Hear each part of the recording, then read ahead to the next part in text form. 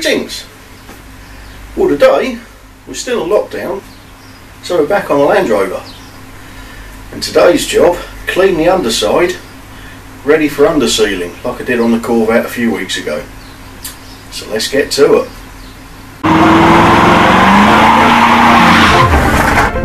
Auto addicts.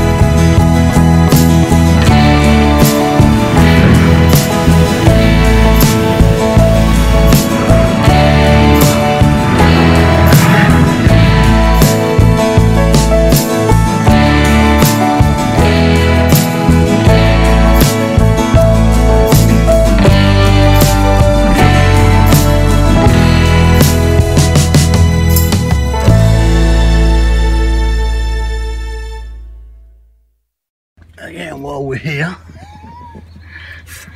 looking at these front joints, that one's dry, that one, as expected, is leaking. Since nothing came out of that one, I thought that was probably, well, it was empty. So yes, and you can see the ball isn't nice and clean, so that seal isn't very good. If you compare it to that one, you can see it's dry and shiny. That one's not, and you can see we've got a bit on the tyre there, so that seal is going to need replacing. I would imagine that is an absolute ball ache of a job. It's not too bad at the moment, so I'll just have to keep an eye on it. So, it's another day in lockdown. Oh joy. But, apart from adding to my collection of 118 Corvettes, you'll note I now have Ooh, a C7 in yellow. The C8s at the moment, I can still only find ones that are way over sort of 100, 150 quid, which I'm not that keen. So I'll wait for C8s to come down to sensible money. But what I've got, just turned up in the post this morning, is a little addition for the Land Rover. And that's these. You'll note on the back of the Land Rover there is a little hole by the side of the rear lights, and that is because at some point it had some thingamajigs, some guards on, which are long gone. So I've been looking for a while, and I've only ever managed to find cheap aftermarket ones that would mean drilling some extra holes on top of what was already there. But I managed to find these online, and I don't know if that will focus. Genuine Land Rover ones. They're not perfect by any means. You can see it's, you know, a little bit crusty in places, but I think that matches in with the rest of the Land Rover, really. The rest of the Land Rover is far from perfect. So I think these will be perfect. So that is the next job. Get these fitted.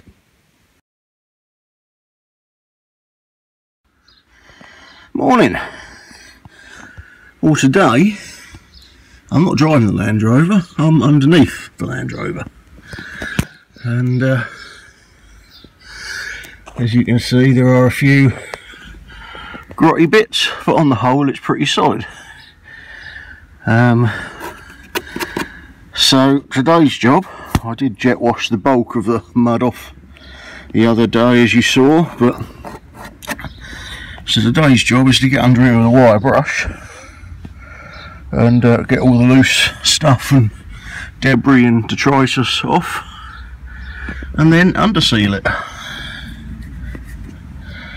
So let's get going.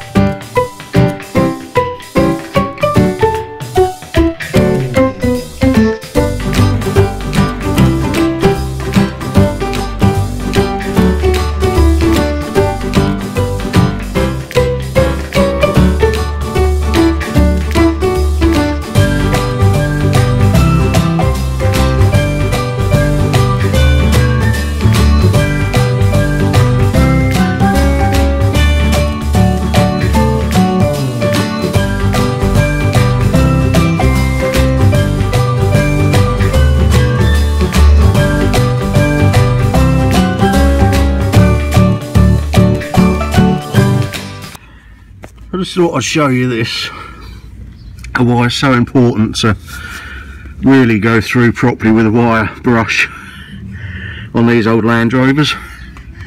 Anyone that's ever been under one of these will know there's plenty of places where mud just sits. There's a nice gusset there, mud just sits in, and you know, there's lots of rust traps on them, but also it can look perfectly good until you get the original coating. You see, it's just parted ways and it's all rusty underneath. So if you're not really going at it with a wire brush and getting all this off, you're just going to be spraying over the top of a load of hidden rust.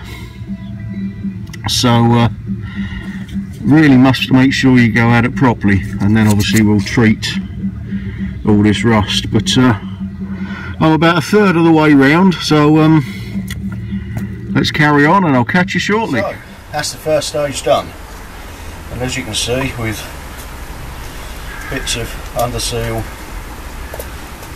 and rust, it's not before time. But it's generally solid, so let's get on with the undercoating. I can't wait. Well, that's 4 tins of this stuff. Hammerite underbody sealer with added wax oil. Straight on the bottom of this. 4 tins. So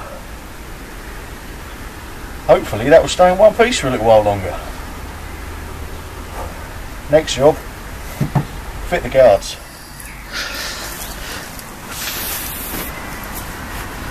So I managed to find a fitting kit that comes with this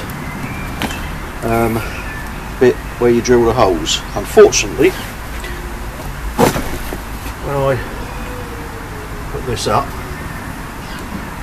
the holes are nowhere near, but equally the holes don't actually match this. So what I'm going to have to do is do it myself. So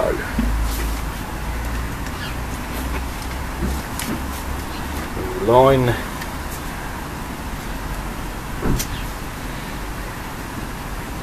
this up with the top line.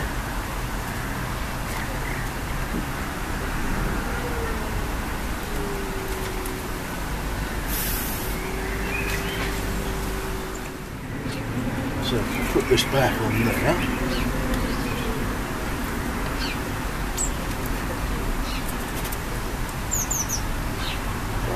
Just below the top of that. And go and get a pen. I can now see the oval there and there.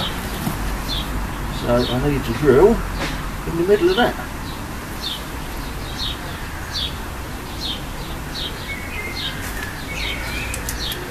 Like so.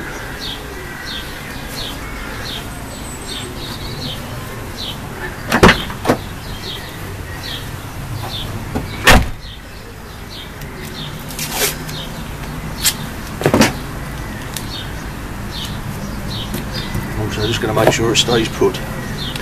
So, I check again, that hole roughly there, hole there, there, and we're about right top the bottom. So here goes nothing.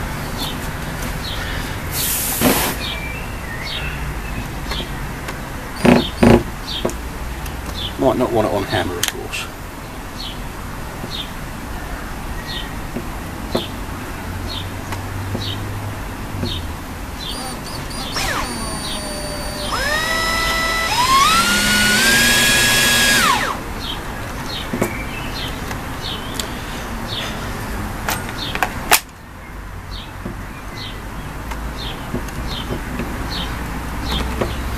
I think I've got a dead battery. But I just hope there's enough charge in this one.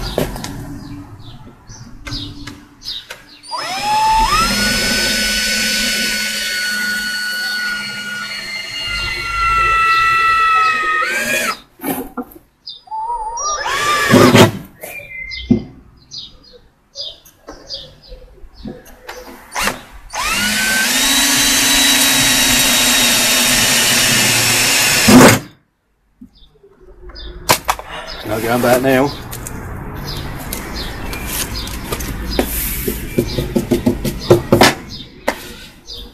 So, next step, put in these riv nuts.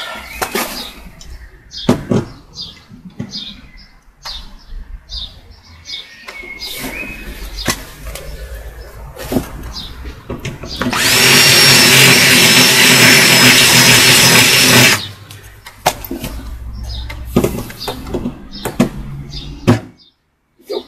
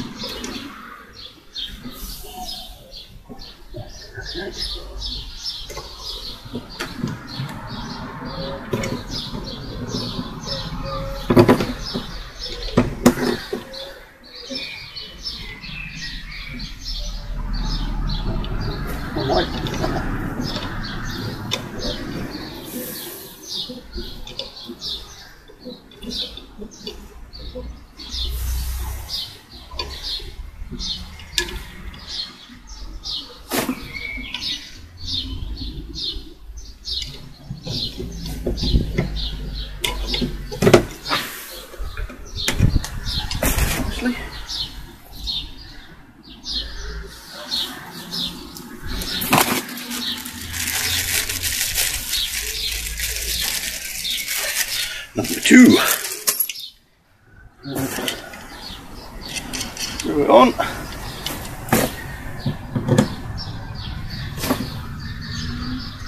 That's going to be there we go.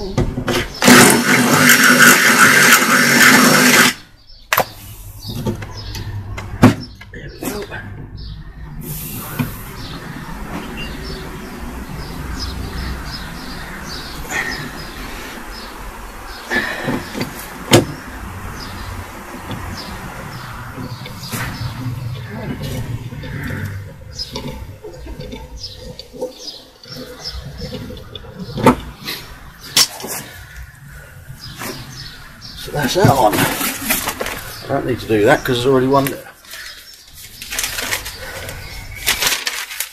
So,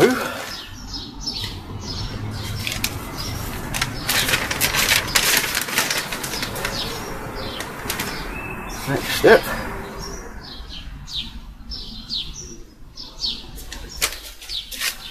We want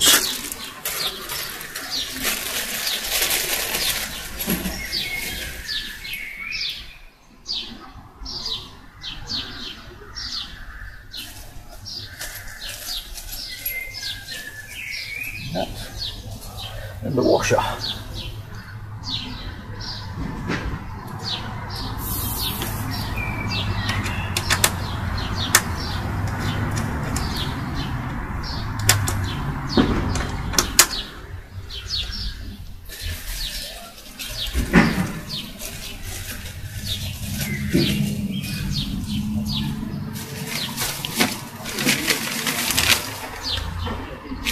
Yep, that must be the right one, it's the only hex head.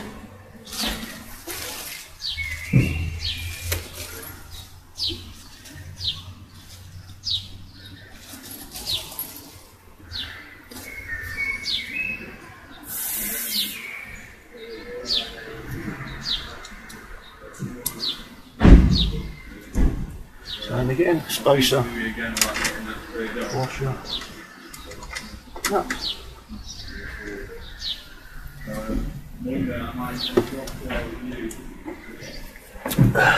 This needs to come off.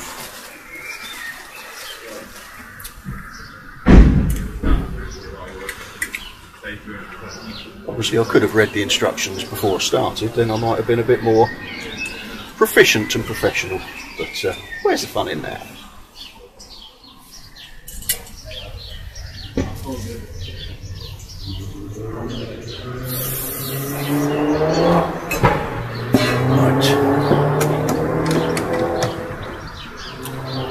Goes on there. At this point I'm going to want a spanner, aren't I? 8mm.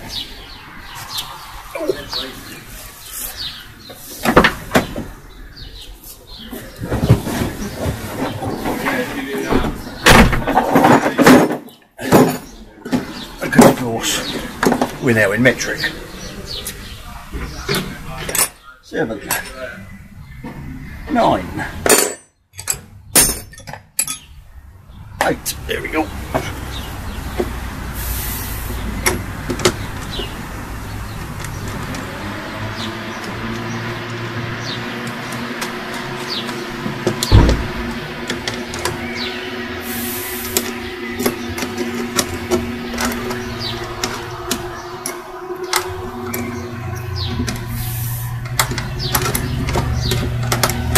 I've got some ratchet spanners somewhere, but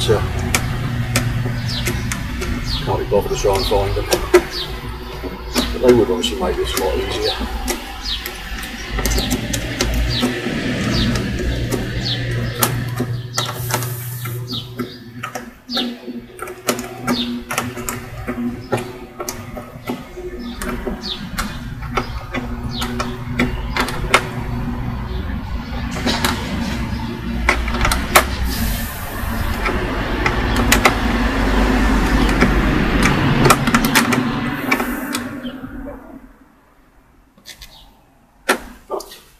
nice and tight. Time for this one.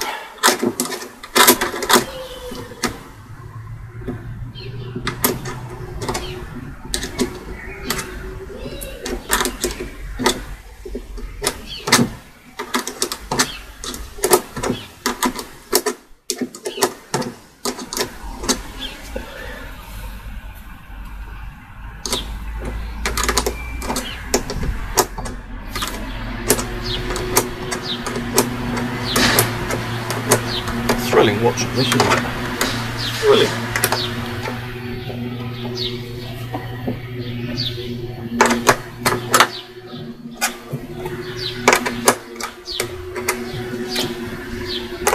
It's on quickly.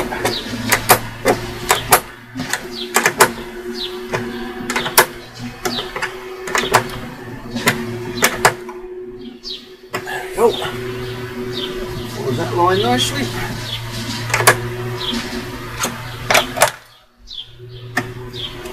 Wrong.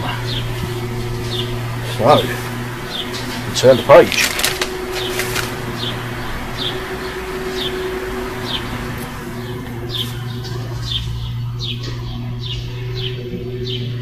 So, you want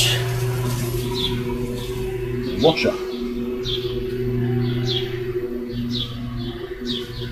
another washer, and a little small nuts. Fibre washer or plastic washer goes in there.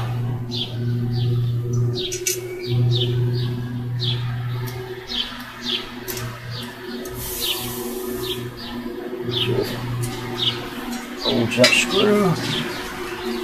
And again. Washer on that side. And a little fibre screw, fibre washer on the other side. You can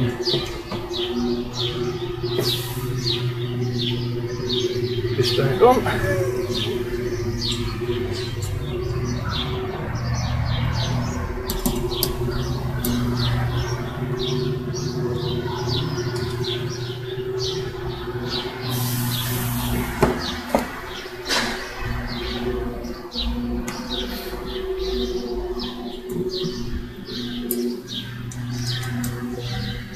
Only put it on loosely for now, just so I've got a bit of movement. And we want the little rubber buttons there.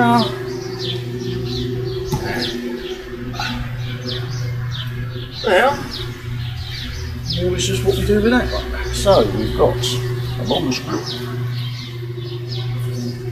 and a washer.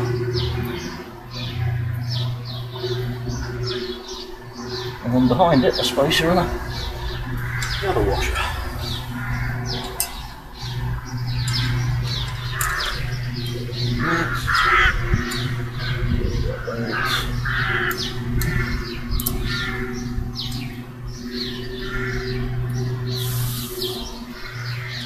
Now I'm hoping at this point that rib nut is okay, because it's a different size. That seems to be okay.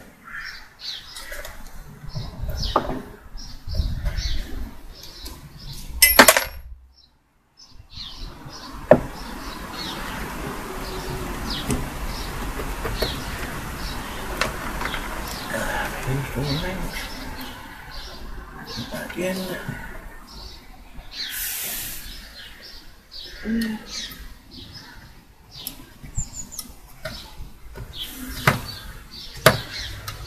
And of course it's a different size.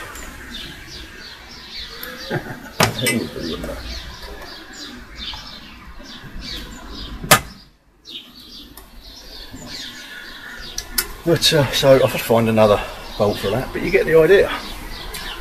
And that is then on there. So I just need to find a different bolt to go on there. And we're good to go. So I shall do that.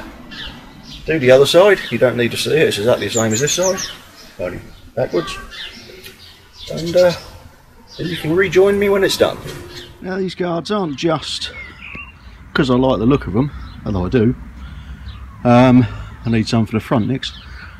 Obviously being an early one, I don't have the lights in the rear bumper, but you can also get little guards for them. But they have a practical purpose as well, apart from protecting the light when I'm off-roading. Because the spare tyre's on the back, and this is an old Land Rover, when the door swings open, it hits the light. Well, now it doesn't hit the light, so I'm not going to break the light. It hits that guard instead, which is much better. I could sort out the strap so it doesn't go back so far, but you know, at the end of the day, to hold it, I've got a gate latch that goes to a hole in the bumper, so it's not exactly high tech, but yeah, all good for now. So there we go, that's today's jobs. So got the guards on both sides, and a blue tit has just gone into the old kitchen extractor vent. Must have a nest in there. Anyway, I digress. So both of these are on, chassis all cleaned and undersealed. I'm filthy, as you'd expect doing this. So I think it's just time to tidy up. I just want to quickly give that the bastard sat in black, but you don't need to see that, so do that, tidy up, and then go and have a bath.